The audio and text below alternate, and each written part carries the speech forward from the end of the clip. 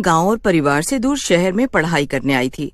शहर में एक छोटी सी बस्ती में उसने एक छोटा सा कमरा किराए पर ले रखा था, जिसमें वो अपना गुजारा कर रही थी। उमा के माँ बाप बहुत ही गरीब थे और बड़ी मुश्किलों से इंतजाम करके वो उमा की पढ़ाई के पैसे भिजवा पाते थे।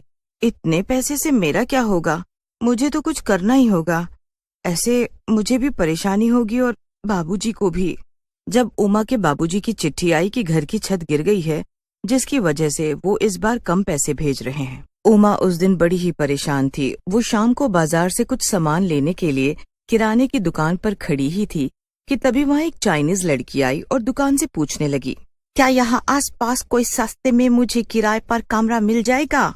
टीना इतना पूछकर चली जाती है, पर पीछे से उमा जल्दी से जाकर उसे रोकती है। अरे, मैं भी इसी बस्ती में किराए के एक मकान में रहती हूँ। अच्छा, तो तुम ही बता दो, अगर तुम्हारी नजर में कोई कमरा हो तो बस सस्ता सा हो, क्योंकि मैं इस शहर में नई हूँ और अकेली भी। मेरे पास अभी इतने पैसे नहीं है। हाँ, मेरा हाल भी कुछ ऐसा ही है। अगर तुमको एतराज ना हो तो तुम मेरे साथ रह सकती हो, हम किराया आधा आधा बांट लेंगी। अरे वाह, ये तो अच्छा आइडिया है, मुझे कोई दिक्कत नहीं है। बस फिर शीना और उमा दोनों एक साथ रहने लगती हैं। दोनों की काफी अच्छी दोस्ती भी हो जाती है, पर कुछ दिनों बाद दोनों को पैसे की बड़ी परेशानी होने लगती है। दोनों के पास ही ज्यादा पैसे नहीं बचते।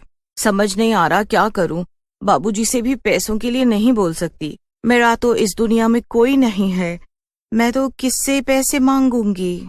इस शहर में अगर रहना है तो हमें कोई काम तो देखना ही पड़ेगा। अरे पर तुम तो कॉलेज जाती हो, तुम कैसे कमा पाओगी?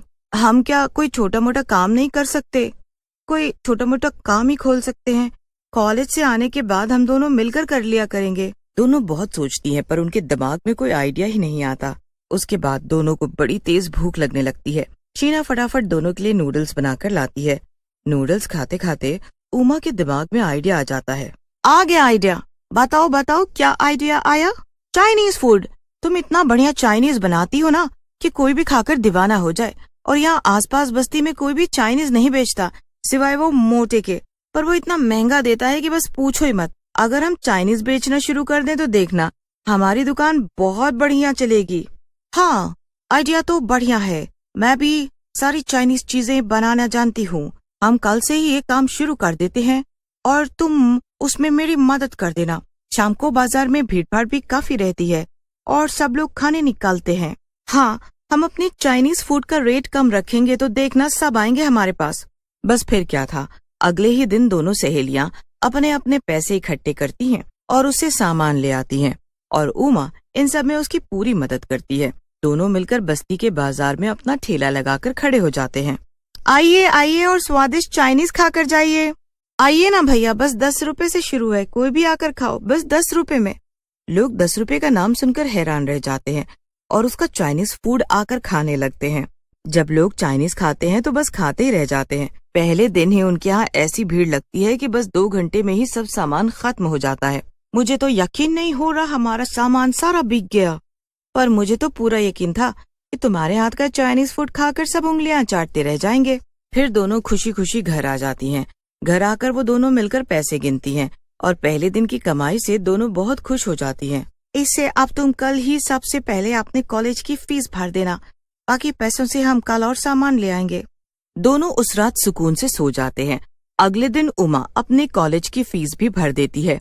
कॉलेज से आकर दोनों मिलकर बाजार से सामान लेकर आते हैं और फिर दोनों मिलकर सब सामान तैयार करके बाजार में भी लगा देते हैं। बाजार में पहुंचते ही लोगों की भारी भीड़ जमा हो जाती है। अरे बेटा, मेरे घर बहुत सारे मेहमान आए हुए हैं, तू जरा जल्दी से मुझे 10 प्लेट मोमोज और 100 रुपए के फ्राइज पैक करके दे दे। जी आंटी, बस अभी देते हैं। अब तो रोज ही शीना और उमा के चाइनीज फूड के ठेले पर इतनी भीड़ रहती थी कि सामान थोड़ी ही देर में खत्म हो जाता है। मोटे लाल की दुकान शीला और उमा के चाइनीज फूड की वजह से बिल्कुल ही चलना बंद हो जाती है, जिसकी वजह से उसे बड़ा दुख भी होता है और उन लड़कियों की तारीफ सुनकर उसे गुस्सा भी आता है। एक दिन वो खुद ग्राहक बनकर उनके ठेले पर ही पहुंच जाता है। आज जरा खा कर तो देखूं कि ऐसा क्या है इन लड़कियों के चाइनीज फूड में जो मोतीलाल की दुकान में न... मोटेलाल जब उन लड़कियों के ठेले का चाइनीज खाता है तो खाता ही रह जाता है। उसे तब समझ आता है कि आखिर सच में शीना के हाथ में गजब का स्वाद है और दाम भी इतने कम हैं। मोटे लाल को अब उन दोनों से चिढ़ होने लगती है, पर उसे समझ ही नहीं आ रहा होता कि वो आखिर करे तो क्या करे। अब एक दिन शीना की तबीयत बहुत बिगड़ जाती है। उसे एकदम से चक्कर आ जाता है और वो गिर जाती है। उमा उसे डॉक्टर के पास लेकर जाती है, पर दवाइयों से भी वो ठीक नहीं हो पा रही थी। इसी वजह से अब ठेला लगाना बंद कर देती है और मोटेलाल फिर से खुश हो जाता है। मोटेलाल अपने लिए बड़ा ही खुश हो रहा था, क्योंकि उसकी दुकानदारी फिर से होने लगती है। पर इधर शीना की हालत को देखकर उमा बड़ी परेशान होती है। वो उसे हर हॉस्पिटल में दिखा लेती है, पर शीना की तबीयत में कोई सुधार नहीं आ पा रहा होता। एक दिन की बात है, जब शीना एकदम बीमार की हालत में बिस्तर पर पड़ी होती है और उमा उसके पास बैठी होती है, तो शीना उमा से बोलती है, मेरी वजह से अब हम ठेला भी नहीं लगा पा रहे हैं। अब तुम कॉलेज की फीस कैसे भरोगी? ऐसा बिल्कुल भी मत सोच शीना, तुम्हारी वजह ही से तो हम बल्कि इतना कमा पाए हैं, और कॉलेज का फीस मैं भर दूंगी, तुम इसकी चिंता न करो। उमा शीना का बहुत ध्यान रखती है और पूरी रात उसी के पास बैठी रहती है। बैठे बैठे कब उमा की आंख लग जाती है उसे पता ही नहीं चलता। उमा के साथ शीना की भी आंख लग जाती है, पर शीना दोबारा कभी नहीं उठती। उमा से ये बात बर्दाश्त ही नहीं हो पाती। वो शीना के लिए बहुत रोती है। उमा पूरा दिन बस रोती रहती है। वो उस दिन खाना भी नहीं खाती। हर वक्त कोने में बैठी बस वो शीना को याद करती रहती है। अचानक उमा के कंधे पर एक हाथ आता है। उमा पीछे मुड़कर देखती है तो सामने एक चुड़ैल होती है। उमा बहुत डर जाती है। डरो मत, मैं शीना हूँ, तुम्हारी दोस्त। मैं तुम्हारी मदद करने आई हूँ। मुझे पता चला है तुम्हारे माँ बाप बहुत गरीब हैं और उनको तुमसे ही सारी उम्मीद है। चलो अब आंसू पोंछो और कुछ खा लो। मुझे पता है तुमने अभी तक कुछ भी नहीं खाया। उस दिन शीना अपने हाथों से उमा को खाना खिलाती है। अगले दिन उमा हिम्मत करके उठती है और कॉलेज जाती है। कॉलेज से आने के बाद वो शाम को अपना ठेला लगाने की तैयारी करती है।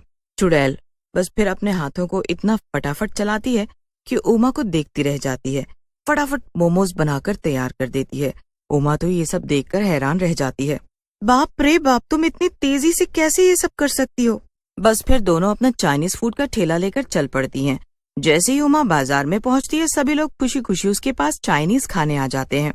उमा सबको चाइनीज फूड खिलाती है और सब सामान बेचकर घर आ जाती है। देखो, अब तुम्हारे पेपर आने वाले हैं, तो तुम बस अपनी पढ़ाई पर ध्यान देना, पर बाकी वो सब मैं संभाल लूंगी। तुम उसकी चिंता मत करो, तुम बस पढ़ाई करना। ये तुम्हारे फाइनल पेपर हैं। मुझे कभी ये काम करके बुरा नहीं लगा, और सच बताऊं तो ये ठेला, ये मेहनत बस तुम्हारी ही है।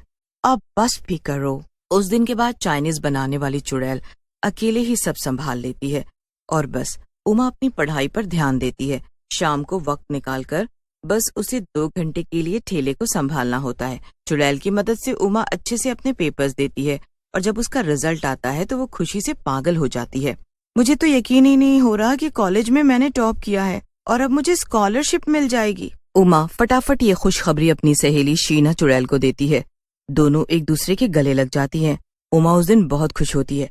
पता है, मुझे कॉलेज से स्कॉलरशिप मिल जाएगी और मैं आगे की पढ़ाई के लिए विदेश चली जाऊंगी। क्या सच में? ये तो बहुत खुशी की बात है। हाँ, पर ये सब छूट जाएगा। पता है, ये जीवन की सबसे अच्छी यादें थी जो मैंने तुम्हारे साथ बिताई हैं। मेरे जीवन की भी ये सबसे अच्छी यादें हैं उमा। मेरा तो इस दुनिया में तुम्हारे सिवा कोई भी नहीं था। शायद भगवान ने अच्छा ही किया जो मुझे अपने पास बुला लिया, वरना तुमसे आज बिछड़कर मुझे बहुत तकलीफ होती।